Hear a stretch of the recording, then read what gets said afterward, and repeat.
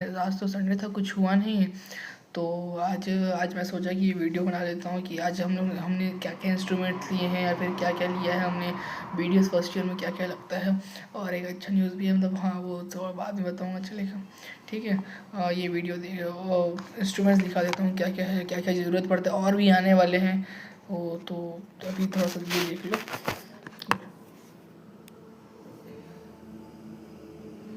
चलिए मैं ये देख लो, ये भाई नाम मेरे को किसी का भी पता नहीं है ना। ये मैकिंटॉश, ये वैक्स है, वैक्स कार्वर, ये कार्वर कार्वर ये रहा, ये चीज़ल, थोड़े थोड़े चीज़ के नाम पता है। ये रबर बॉल, ये फिर स्पैचुला बोलते हैं, curl spatula, straight spatula, knife spatula, ये पीओपी है, ये कुछ कुछ चीज़ है भाई। और इनका यूज़ ये तो बहुत सारा, इसको यूज़ ही नहीं पता है क्या है ये, ठीक है। बाकी दिखाते रहे कि क्या क्या हो रहा है, क्या क्या नहीं हो रहा है, ठीक है। लाइक करो, सब्सक्राइब करो, फॉलो करो, बाकी let's see what is future.